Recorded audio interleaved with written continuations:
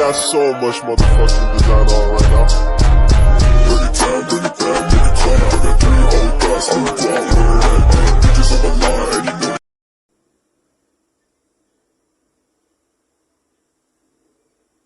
Halo, senang bisa bertemu lagi dengan Bapak dan Ibu sekalian.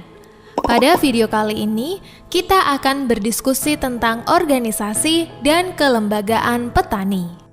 Ada berbagai macam bentuk organisasi dan kelembagaan petani. Salah satunya adalah kelompok tani atau biasa disebut Poktan, yang merupakan kumpulan petani atau peternak atau pekebun yang mempunyai tujuan sama dalam mengembangkan usaha taninya. Selain itu, bentuk kelembagaan lain petani dapat berupa gabungan kelompok tani maupun asosiasi yang bertujuan untuk meningkatkan skala ekonomi dan efisiensi usaha serta memperjuangkan kepentingan petani.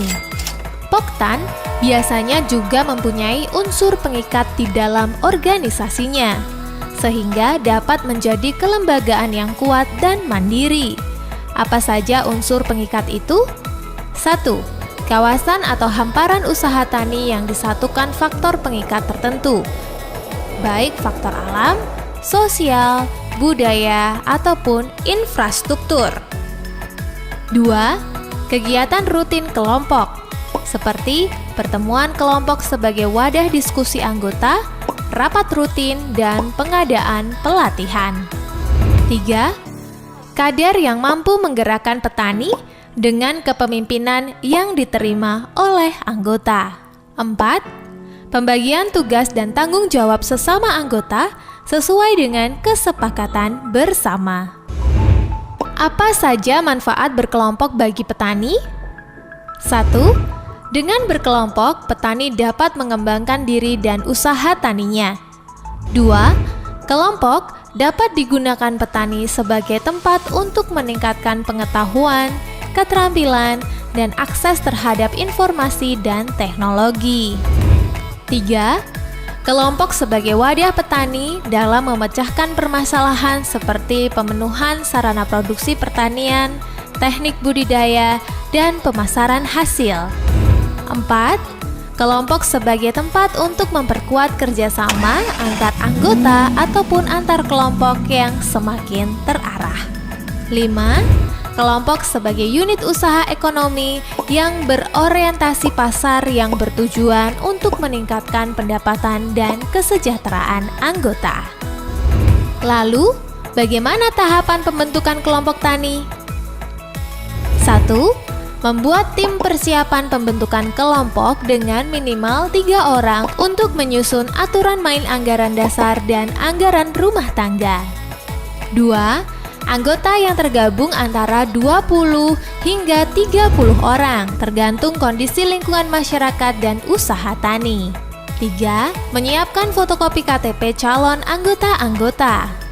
4. Mengagendakan rapat pembentukan kelompok yang dihadiri oleh tokoh-tokoh masyarakat. 5. Rapat pembentukan kelompok ini harus menyepakati beberapa hal, yaitu nama dan tujuan kelompok, anggaran dasar dan anggaran rumah tangga, struktur organisasi, jenis dan usaha kelompok, jumlah iuran kelompok, dan program kerja kelompok.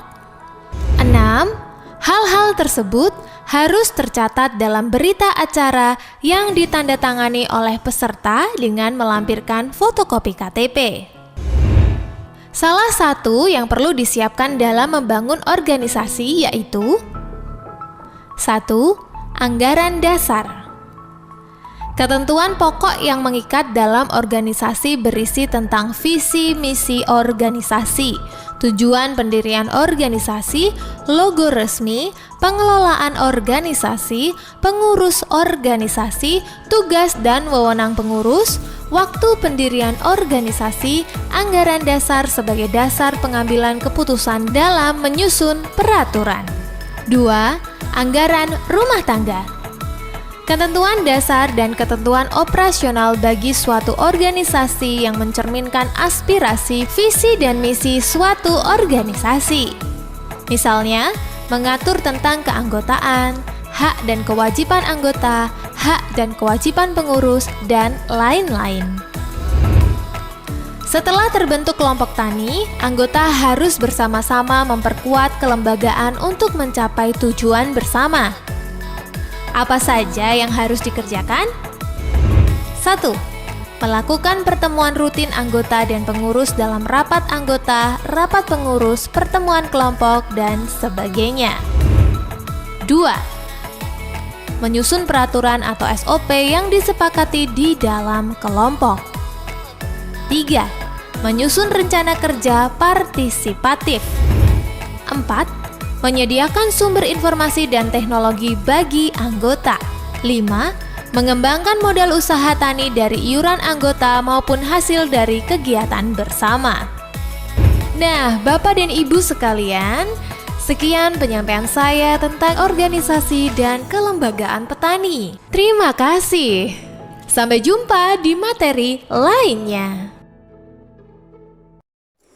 Baik, dari video tadi yang saya dapat adalah masalah dalam kelembagaan pertanian bisa meliputi dari kurangnya akses petani ke sumber daya, rendahnya efisiensi dalam distribusi produk pertanian, serta kurangnya pendidikan dan pelatihan bagi petani. Solusinya melibatkan perbaikan infrastruktur, peningkatan akses petani ke teknologi dan pelatihan, serta pengembangan kebijakan yang mendukung pertanian berkelanjutan dan inklusif.